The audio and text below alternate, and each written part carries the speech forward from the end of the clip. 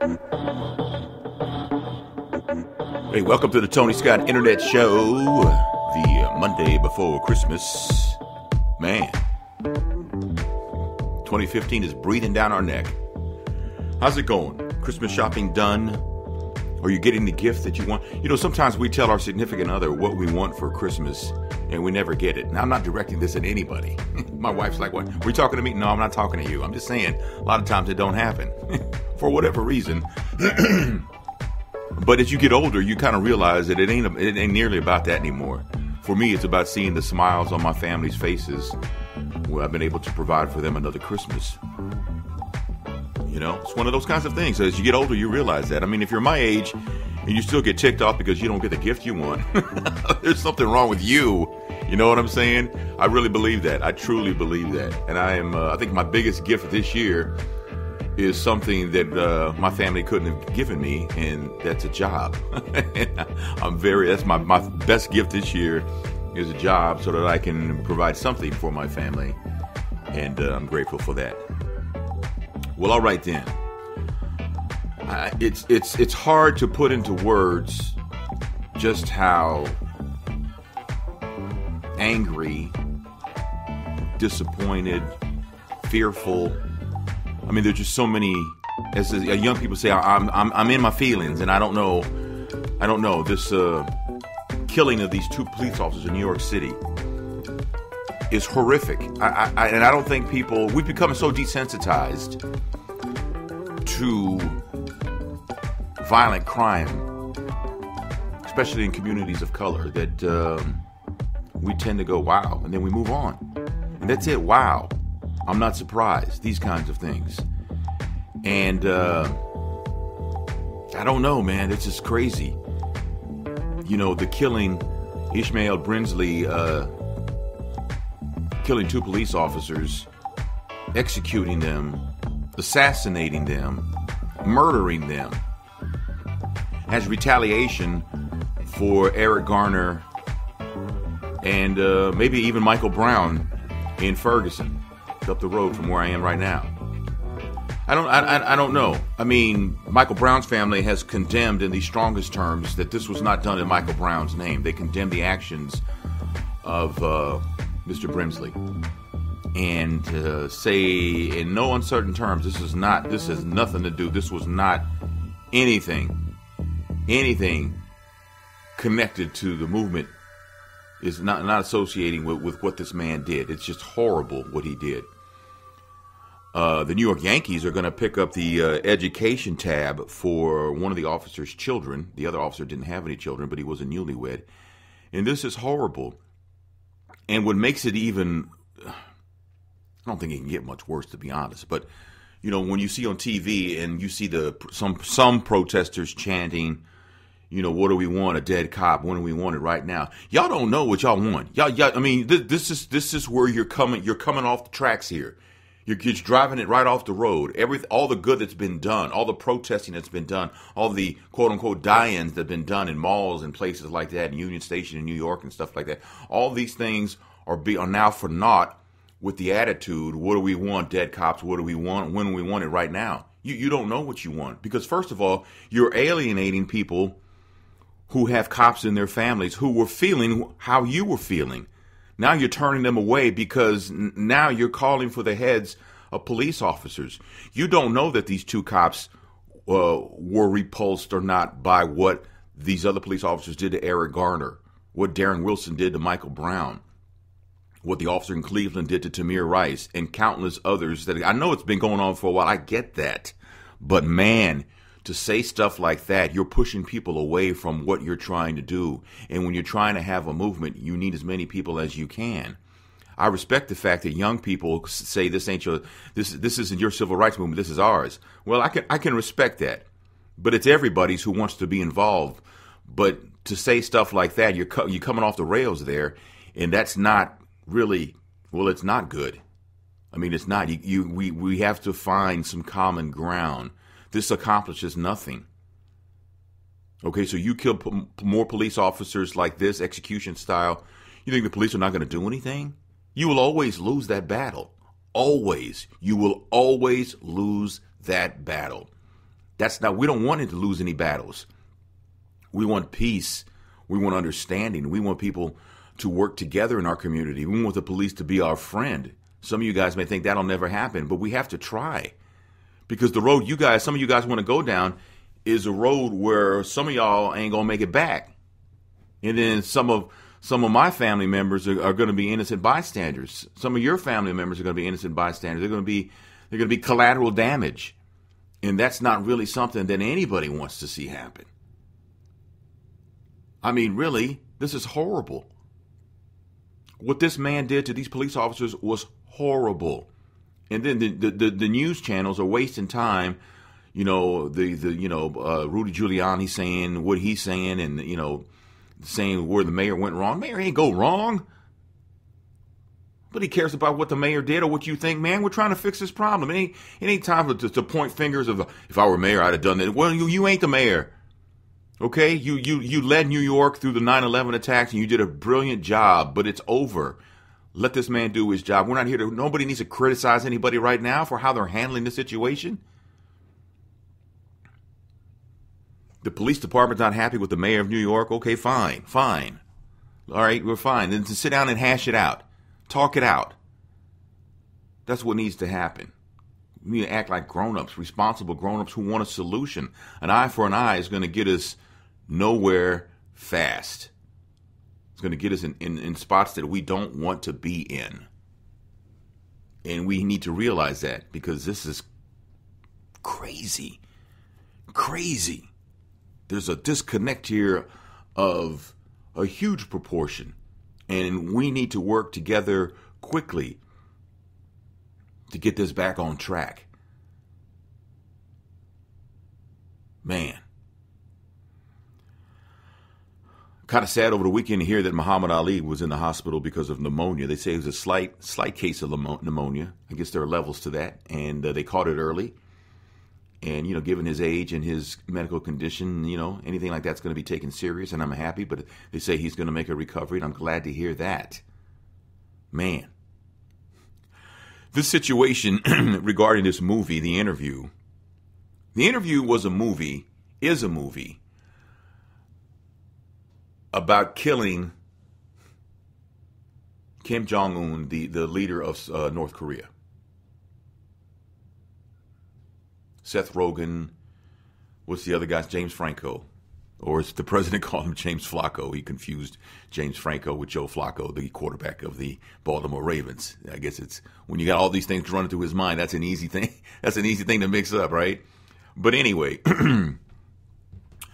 so as we found out that these hackers threatened Sony Pictures and basically threatened America, saying that if you release this movie, you thought 9/11 was something. So Sony pulled the movie.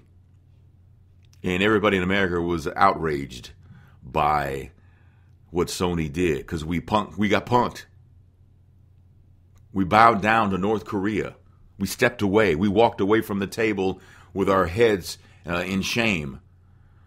And I think Sony kind of regrets them doing it now because now they're talking about they may release it in some shape, form, or fashion, whether it be through Netflix, BitTorrent, which is some kind of internet site server kind of thing, and they have a paid service, have offered to release it for Sony. So there's all kind of ways it may come out in any number of fashions. And of course, the president spoke and says that we will do a proportionary response when we're ready to do it. And now North Korea says, y'all respond to this, man. It's on and popping. We will attack America. We're going to come hard, man. All this over a movie.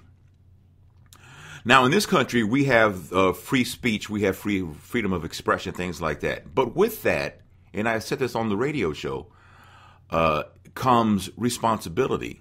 Just because you're allowed to say something or you're allowed to make a certain kind of movie doesn't mean that you should. And I respect free speech. Did Sony make a mistake? Well, they made two mistakes. The first mistake was green-lighting this movie and allowing it to be made because you do not make a movie about killing someone who is still alive. I mean, if you wanted to make a movie about Saddam Hussein, if you wanted to make a movie about any dictator or anybody who's already dead, well, then, okay. All right, they're gone already. But this man is still alive. And in his country, there's a lot of people who love this man. It sounds crazy, but it's the truth. There are people who love Fidel Castro. There are. I mean, so to do something like that, I think was irresponsible. Now, on the other side of that, they do have the right to do that. And as much as you want people to be responsible with their free speech, you can't make them be responsible. You can't enforce responsibility. You can ask for it, you can beg for it, you can suggest it in the strongest terms, but you can't make somebody be responsible. You just can't. So now we've been threatened by North Korea, saying that if we retaliate as a country, then it's on. Now North Korea, understand, they have a huge army, and they do have the bomb, right? So what do we do now? We're gonna let them punk us again? I don't know. It's interesting, though, how, for all the problems we have right now in America, the race problem that we have, police brutality, all this stuff, there clearly is a line divided, people who are for, people who are against, things like that. But when it comes to stuff like this, for some reason, that unites us, right? 9/11 united us, right? This is uniting us. But we can't seem to get ourselves, our own house in order, but don't come in our house. You can't come in our house. It's like black folks don't want to be told nothing about black-on-black crime. They know about black-on-black crime. The African-American community knows about black-on-black crime. They don't need to be reminded of it. There's a resentment there. Don't tell us what we already know there's a problem. Black folks know there's a problem. But the other thing, too, is, when it comes to that, white folks, you got a white-on-white crime problem, too. Go out in Missouri, there's a ridiculous problem regarding meth and the crime that comes with it. You're telling me there ain't no white-on-white crime? Please. There's been gang problems with Asian gangs in San Francisco, New York for a very long time. You're going to tell me there's no Asian-on-Asian crime? I mean, come on, man. Come on. But the media has changed so much because the media now has a say in how stories are shaped. A long time ago, the media just gave you the story. But then when cable news came along, network over-the-air news started losing viewership, so they had to come up with a way. So then they started framing stories or slanting stories a certain way. And then the first cable news was CNN, but then CNN started getting competition, and then things started to slant one way, and things started to slant another way, and this is where we are now, is that the news plays a part in how the facts are actually presented and or distorted. and we fall for that. I just think there's something that needs to be done about that. See, in my mind, I think there's room. It doesn't have to be on TV because the internet is a serious thing now if you have been paying attention. Somebody could start an internet news channel like the Young Turks and just give it to you straight, no chaser. I mean, the Young Turks tend to lean left, but they'll give the left some crap too when they do something really stupid. So let's just, but something needs to be done about that because we're getting news slanted, and that's never a good thing. Never a good thing. What else is going on? Nicki Minaj was on the radio talking about her ex, Safari Samuels. They apparently broke up. Now reports, she apparently broke down on the air in tears talking about her breakup.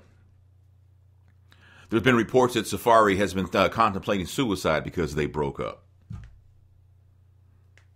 She says Safari was thirsty for fame, and he says this, and she says that. And so she's crying because they broke up. He's supposedly thinking about suicide because they broke up. They clearly love each other, and now they go in on social media because that's the latest report. Now, they were together for like 10 years, and now, they're in pain because they're not together. But it's clearly they're listening to people. They're listening to people in their circle. In other words, they're being handled like puppets. They're being dangled on a string and says, no, you do this and you do that. And they don't even know it. They don't even know it. If you love someone, work it out. Try your best, but the worst thing you can do is play it out on social media. If Safari says something about Nicki Minaj, Nicki needs to, her people don't even need to tell her. And you know they're telling her. And the same thing the other way around. I don't know if Safari has people or not. But y'all, grown-up people, grown-up, responsible, intelligent, level-headed people go off social media and hash out their personal problems. See, folks who never saw, and I'm generalizing here, but you don't understand what I'm saying. Folks who've never seen a loving relationship, people who don't know, people who never saw a responsible man in their circle, people who live with drama in their life since the time they were young, they know nothing about hashing stuff out in private. No, it's time to confront somebody. So-and-so's at the mall. Let's go. Go to the mall, start a fight. That's all they know because they've never seen anything else. And they're not strong-minded enough to understand when people are trying to instigate something. People who are in your circle. Girl, if I were you, I'd go down there, I'd raise some hell. Man, you gonna let that girl talk to you like that, man? You gonna let her talk to you like that? Man, if I were you, man, I'd have to straighten her out, man. See, and in your heart, you're thinking, I love her. I don't care what nobody say, I love her. She's everything to me. But then that little man on the shoulder, the evil one, man, you can't let her get away with that, man. Show the world that you ain't no punk. And that's where it just goes and goes. Next thing you know, you have the situation of what's the guy that killed the reality star? That was his wife and Earl. And the next thing you have that. Nobody wants that. I mean, that's grow up. Take that mess off social media and be a grown up and handle your business. I read this article about Tank, not really sure if Tank is being realistic or not. Tank says that his album, Stronger, it came back in August, and I think he sold like 17,000 copies. And he had a pretty good, that first single, the up-tempo one that had the riff of the Jacksons' Heartbreak Hotel in it. He's disappointed. He's getting no support from the record label, but he says he can't really blame the record label because people ain't buying it. And it's my best album ever. And then he goes on to say, maybe I should have been born white. That way my album would have, gone to pop and it been a hit anyway. Well, you know what? And here's the thing is that here's where Tank's missing on a couple of things, right? And I'm pretty sure he was just venting, right? But the music business is not the same. Okay, young people have always been the top music buyers. Young people always buy music more than anybody else. And Tank, your music isn't targeted to them. You have grown-up music. You have the music that I like, right? You have music I like. But I don't buy a lot of music. Not because I'm in the radio business. I just don't buy a lot of music. I mean, now having said that, I've got like 1,500 CDs or something, maybe more than that. But most of them are like old school CDs. Stuff that I had albums and cassettes and 8-tracks for when I was a kid. Earth, Wind & Fire, Gratitude. The Heat Is On by the Isley Brothers, right? Golden Time of Day by Maze. Teddy Pendergrass's album, Teddy. Those are the albums that I now have on CD but the new stuff, I don't buy that much new stuff. And to say your album is the greatest that you've ever done, that may be true. But then good music is relative to each individual's ears. I remember when the Miseducation of Lauryn Hill came out, and people were like, this thing, every cut. And I listened to it, and I was like, it's all right. And people were heating me up, man. Man, you got ears that big, man. You can't hear how great this is. I mean, they were going in on me, and I get it's cool. That's fine. I'm a big boy, but I mean, it's subject to what people think is good according to their taste. Somebody tweeted me a message somebody put up and says that Usher and Mary J. and it was someone else. They said they've had the greatest R&B albums of all time. And I was like, man, sit down. Are you crazy? Any album Usher has had, and I like Usher, I do like Usher. but he's not even in the top 50 of greatest albums of all time. All time. R&B albums of all time. You know? I mean, I've spoken about this before. I mean, come on, man. Really? Mary J., you know what? She may have one in the top 50. Maybe the first one. Maybe. But there's been a lot of great R&B albums, but that is subject to my taste. This person who posted this message may be half my age. And so their taste is a little different from, it's a lot different from mine. You know? And their collection might be New Edition as one of their albums might be the greatest of all time. Bobby Brown, I think they said Bobby Brown had one of the greatest R&B albums of all time. And I'm like, man, shut up. Shut up. But it's subject to what people like and don't like, right? I don't know of one hip hop album, this is me, that I've ever enjoyed from beginning to end. I don't know of one James Brown album that I've enjoyed every cut, literally every cut. Okay? I enjoyed Earth, Wind, and Fire's Gratitude album. I think that's the greatest live album ever, right? I mean, there's some studio cuts on there. It was a double album thing, you know, and I think one side was studio, but that was to me the greatest live album ever. Marvin Gaye's first live album. Not live at the Palladium, but the first one. I think he recorded it like in Oakland or a few different spots. Great album beginning to end. And Distant Lover is like the greatest live performance ever captured. A lot of critics say that. That was ridiculous. If you've never heard it, where you been? You're probably too young. You should go listen to that. I've always enjoyed everything Frankie Beverly and Maze did, beginning to end. Beginning to end. The Happy Feelings album, it had Look at California on there, and Time. What was it? Time Is on My Side or something like that? It was a great album. I was 17 years old.